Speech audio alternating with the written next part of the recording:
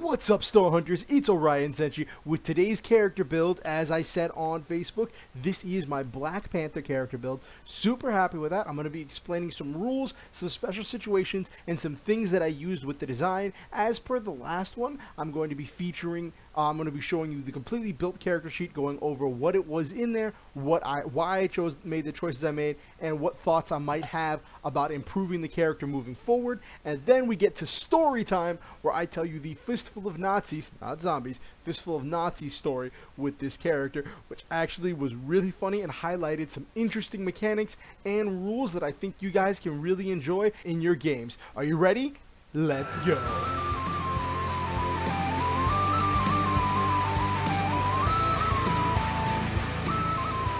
Alright, Star Hunters, so we're going to be starting on the powers first, because this is actually the bread and butter, a big core part of this character. Everything else I really built around the character. So, we're going to start with the Panther Blessing. This is what he gets from the heart-shaped herb and a blessing from the Panther goddess Vast, right? He gets Stamina plus 3, Strength plus 4, Agility plus 3, Protection plus 2, Speed plus 3, Speed 3 ranks, Regeneration 5 ranks, Leap 2 ranks, Dodge 2 ranks, and Parry 2 ranks. And then he's got the senses. He has Acute, Extended Scent that he can use for tracking, and he has Infravision. So he had to pay full price for all of those powers, which comes out to 40 points. That's pretty hefty for that package, but it gives him a lot of stuff, right? Now, for the Panther habit, the suit that he wears, you'll notice I have here listed that is removable, in that he could take it off or he can be caught without it, right? And that is really important because look at this, right? I show you that he's only paying 20 points, but he's got his claws, which are 1 damage plus strength-based damage, plus penetrate 8, that comes out to 9 points. Protection 1, which stacks with his other protection, and impervious toughness 10, which that's 11 points. Concealment from all sounds, which that's 4 points, and it is indestructible, that's another point. That comes out to 25 points. So you're probably thinking, if it's 25 points, why is he only paying 20? The answer to that is because it's removable. Now, because it is removable, he could theoretically be caught in a situation where someone could peel him out of it if he was stunned and defenseless for long enough. But normally, you would say removable means the character can be caught in a situation without this piece of equipment. Now, because of his complications, which I will jump down to complications down here, he has Power Loss, Panther Blessing, and he's motivated by responsibility. Now, because of that Power Loss complication, if he has force-fed that potion to have his power stripped away, he would lose everything from Panther Blessing, which is why I made sure to double list everything of what he would have with or without the Panther Blessing. And if he was in that situation, he would get a hero point. Hero points are really, really big deal because you can use them for a variety of things, right? You could do all of these great, amazing things with hero points. Now, as I told you, removable means at GM discretion, he can be caught in a situation where he doesn't have his Panther habit. And if he's caught in that situation where he doesn't have his Panther habit, he would not get any extra points. He would not get any hero points because it's removable, and he got everything at a discount. Now, because it was removable, he was able to fit in the concealment and the indestructible, which he would not have been able to fit in that 20 points if this wasn't removable. So he got more versatility, and he was able to do all of this stuff, but if he's caught without that Panther habit, he's not going to get a hero point. Whereas if he's caught in a situation where his Panther Blessing turns off, he will. So I know that I have a specific complication for the Panther Blessing to take away the powers, right? Any power whatsoever can be taken away at GM discretion. That is unquestionable, right? Well, okay, no, there are certain things, like if something's permanent, it deals with how hard it is for that power to be taken away, right? And if that happens, and it is not a removable power, you get hero points for it. So by making something removable, you are saying essentially, I'm okay with you taking this away from me and me getting nothing in return.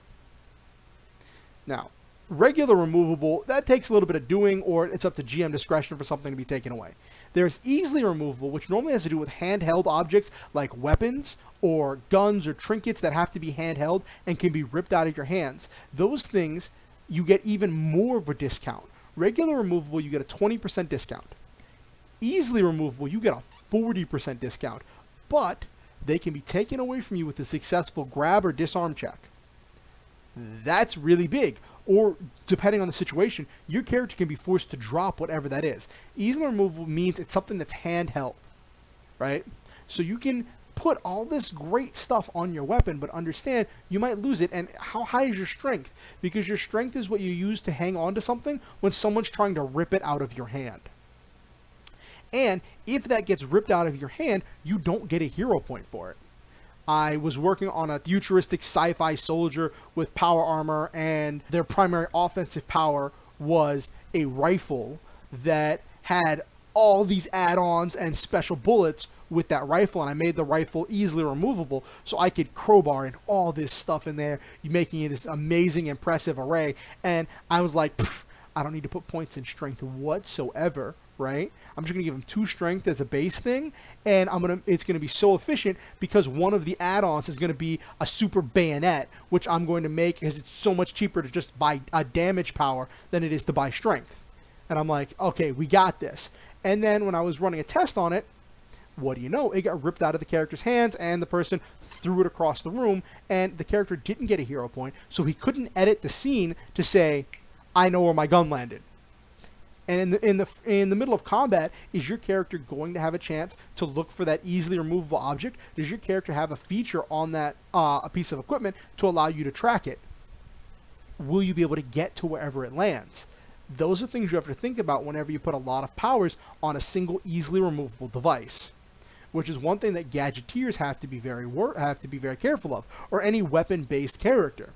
Is what happens, what does your character do when someone grabs your easily removable object and goes, Pachoo!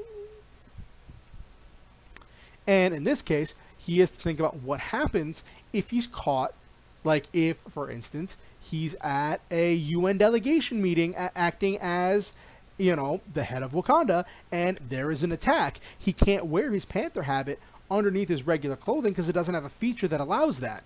This is the Mark 1 that doesn't come out of the necklace. So he has to actually be wearing it, or he has to go and change into it, right?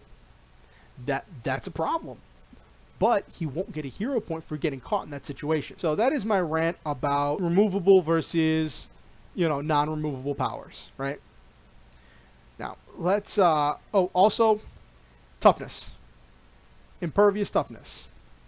So impervious means if you would make a check and it is equal to or less than half your impervious rating, you don't make a check. He has impervious toughness 10, so that means as long as he has 10 toughness, which he does with the full setup, then he doesn't have to make a roll against any attack that is damage 5 or less. So, for your standard thugs, I'm just going to briefly go over this because I went over this in depth with my toughness thing. There's nothing here that goes above 5 for your standard projectile weapons. You know, the energy rifle does go above 5, but that's super expensive, and it's up to the GM whether their villains have that. And rocket launcher is the only one that will really consistently go above 5, and it comes down to if the hit or the flamethrower can do it too, right? But that is an AoE, and if he dodges the AoE, then, you know, the 6 goes down to 3. So I'm not going to go really in depth into that. I just want to say that GMs be very wary of your characters having very high impervious ratings. There are ways around it, such as being hit with mind attacks or poisoned or all of that other stuff. But just make sure that you are aware of it, and you may want to limit how many impervious rankings you allow on your characters. So just keep an eye on that. And yeah, so that is his power set. That comes out to 60 points in powers, right? Now let's get up to his ability scores.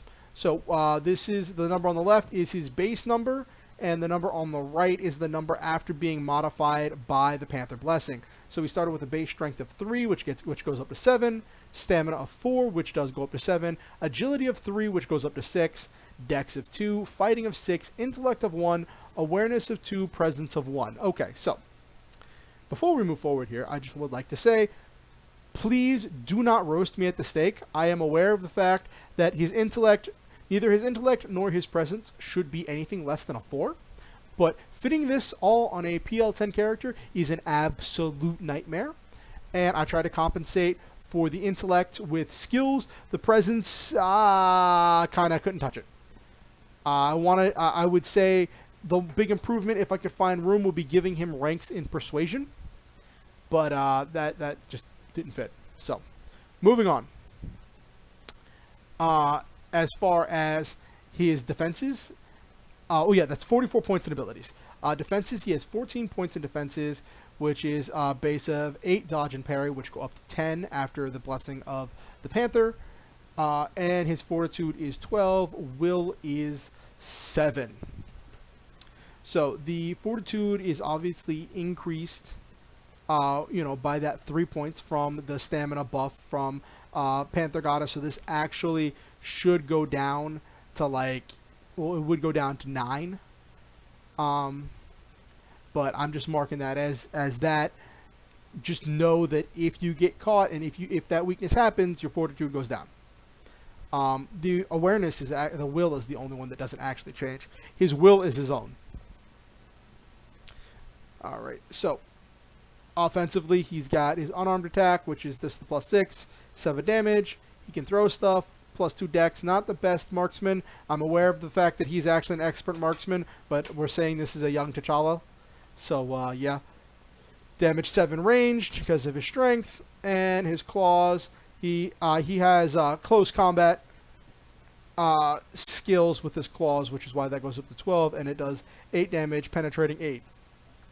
Penetrating damage ignores impervious toughness, so that is one thing that you could say if you're as a GM, if your players are getting a lot of impervious toughness, is you give your villains armor-piercing rounds, which would just be you give your villains, the the rifle multi-attack 5 damage. And then you give it penetrating 1 or 2, so that way they still do have to roll against something. So they don't just ignore it. You'll see this come into play with the Fistful of Nazis run on this character, because he absolutely ignores most of the damage that they take, and he ends up going through the entire thing taking no damage. So it's really nuts. Oh yeah, that's gonna bug me if I don't fix that. Yeah, there we go. Alright, moving on. Advantages. He has improved initiative, which you see up here, which is why his initiative is actually 10. There's not enough space in that box to fit all of it. Uncanny dodge, which means that if he would be caught surprised, he isn't, which is weird. I feel like that should have had a different name. Power attack, which he can make his stuff hit harder. Takedown, he can hit multiple minions as long as they're next to each other and within arm's reach. Evasion, this is a great one. He has 1 rank in evasion, so he gets a +2 bonus to dodging AoE abilities. That is great for him. And that comes into play a lot with getting out of the way of the rocket launcher and the cannon from the tank in the Fistful of Nazis run. Move by attack means he can split up his movement, where he can move part of his distance, make an attack, do some kind of standard action, whatever, and then he can do the rest of his movement on the other side, which is what allows him to stay extremely mobile in order to move from different instances of cover. Now, this was my attempt to try to make a compensation for the fact that he should be very intelligent, because T'Challa is a very intelligent individual. I gave him eidetic memory, which means he has perfect memory, and inventor, which is he can use downtime in order to create temporary devices, so that's one thing that he can do, where he can study other people's technology and duplicate it himself, make a version of it, or modify things. And so I felt like inventor really suited that. Now, getting into skills. Acrobatics, because he is a trained gymnast, along with athletics, because he is very athletic. 6 ranks in close combat claws, because he's good with that. Now, I gave him tactics, 10 ranks in expertise tactics, because he was always more of a tactician than he was a politician. And I felt like that really represented him as a character. 10 ranks in perception, because he's very aware of his surroundings, and he's very good at just keeping track of where things are. That also translates into skill with tracking things, because he is a trained tracker. He's good at finding things. 9 ranks in technology, because that brings him up to a +10 for his technology check, and that's the check he uses for creating things, and that also just represents a general understanding of technology with replicating it, repairing it, modifying it. And then I gave him 1 rank in vehicles, because it's a trained only skill, and he does do a lot of stuff with different vehicles, whether it be motorcycles, planes. He has been seen in the past using all kinds of vehicles and having at least some training in them. So yeah, that's T'Challa, my Black Panther prototype. Changes I would make is obviously trying to find a way to fit in more intellect, more presence, or if not more presence, trying to fit in some persuasion ranks, because I feel like that would do really well. Please ignore these numbers here on this, because that's just a glitch in the character sheet. There's some reason whatever you put in the perception just goes to that box, which then goes to that box. It's really weird. I don't know how to fix it, but yeah. That's the character, and hang on for the Fistful of Nazis run with it, where I break down what I did with the character and all that good stuff. Have fun.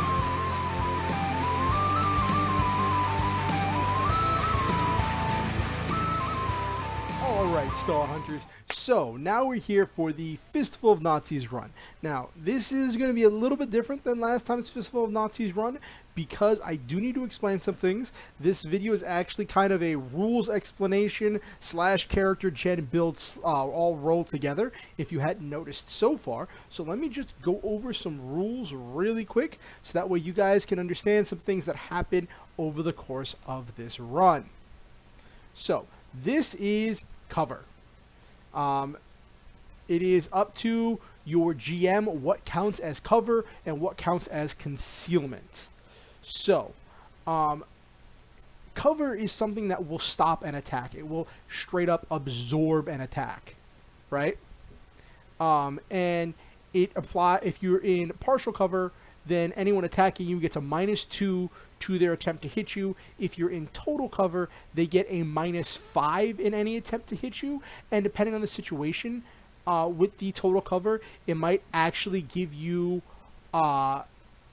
they might not even be able to hit you at all. They might have to destroy the cover before they can actually get to you, right?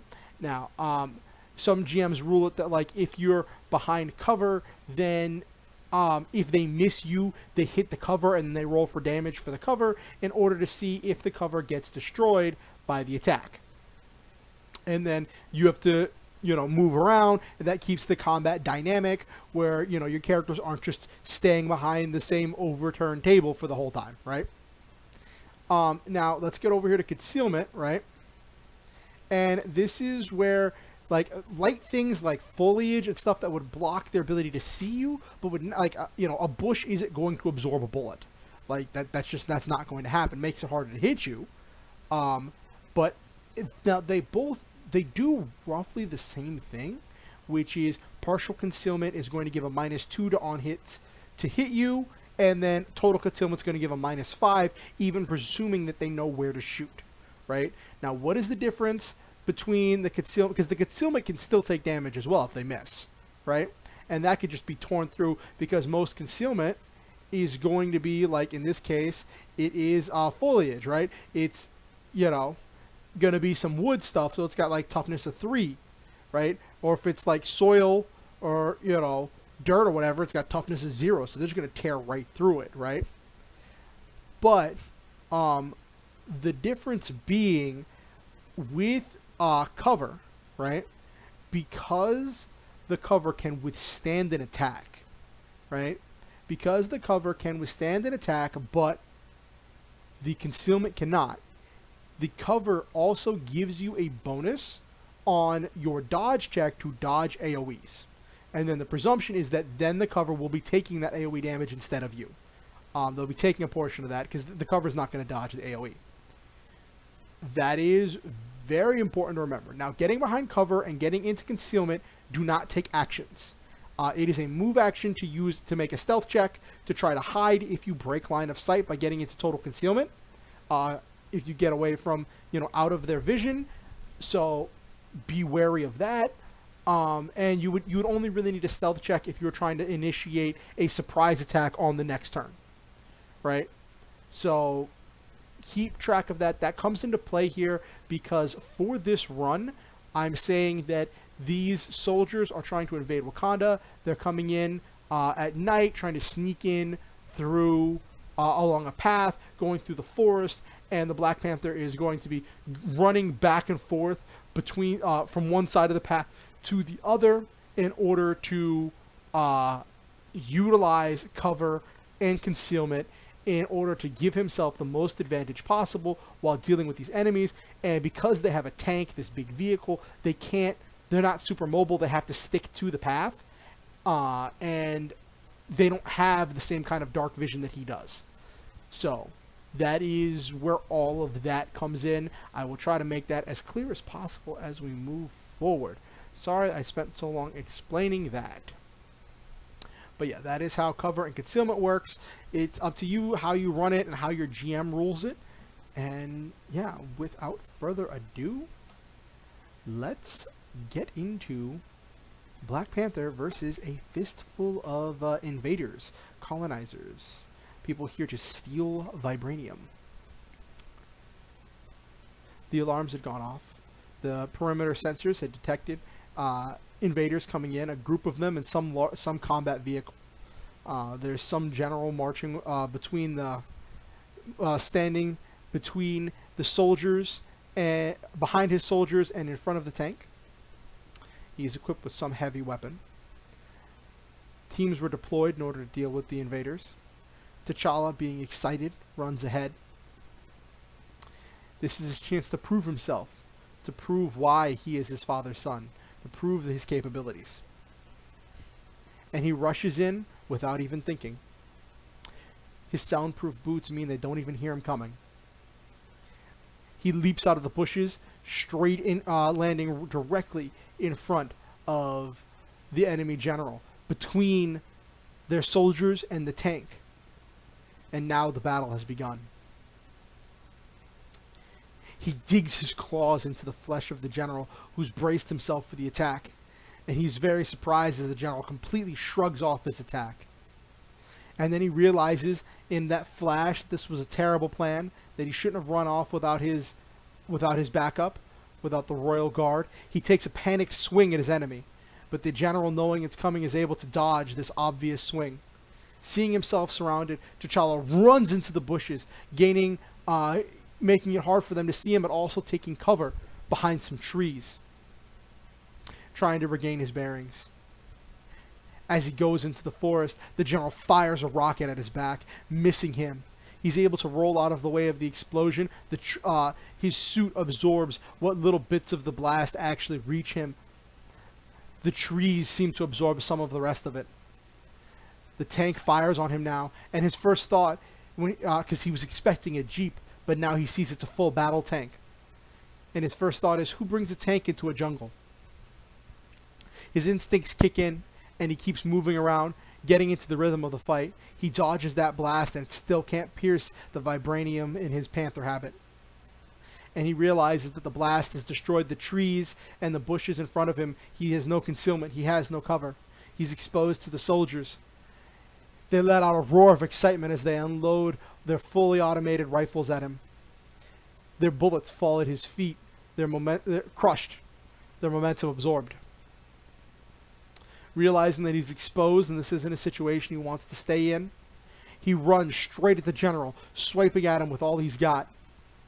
And then he keeps running, not even stopping to see the effect he had on the general, taking some cover on the other side of the path. Most of their weapons can't hurt him, but he still doesn't want to take too many tank rounds or rockets directly to his chest. The general's almost knocked clean off his feet from the force of the slash. He tries to hit the running Panther with his rocket, missing again. The habit still protects him, same as it did before, as it always has, as he rolls out of the way of most of the damage. Unfortunately, the blast cleared the trees that he was behind, exposing him to his enemies. His new hiding spot torn apart. The tank, seeing an opportunity and realizing that their cannon rounds would probably be ineffective, tries to run him over. The tank driver screaming, "Dodge this!" They hit him, but the Panther habit, the vibranium, absorbs the blow, draining the kinetic energy from the tank. The machine gunner is frustrated as he screams, firing from the turret with all he's got, but still can't hit at point blank range, amazed at the Panther's reflexes. And the soldiers keep panicking and keep firing, and their bullets just keep falling at the Panther's feet. Realizing that if this goes on for much longer, there won't be much force left. He rushes the general, finishing him off, slashing him, knocking him straight off his feet. Then he keeps running, taking cover in a new set of bushes behind some more trees. The tank fires its cannon as best it can where it thinks he is. They can't hit him, and the blast only partially damages the trees. The soldiers, realizing their guns can't hurt him, but they can expose him, decide to shoot it where the trees are, destroying his concealment and destroying his cover. T'Challa looks around, seeing the stumps of the trees that have been torn apart by the soldiers' bullets. He knows he's going to get in trouble for causing this much destruction to the forest. He knows he should have ended it by now. He rushes at the tank, trying to hit it with all of his force. The tank rattles with the damage, but the section he slashed open didn't have the engine. It still keeps running. Seeing himself exposed, he keeps running onto the other side, onto a new set of trees. The tank holds its fire, the operator signaling for the soldiers to clear the path. The soldiers shoot at the trees where they think he is, but in their panic and their excitement, they hit all the bushes, but they can't seem to touch the trees. No one can see where he is. Frustrated, the tank fires at where they think he is. They don't hit him or harm him at all, but they do destroy all of the trees in front of him.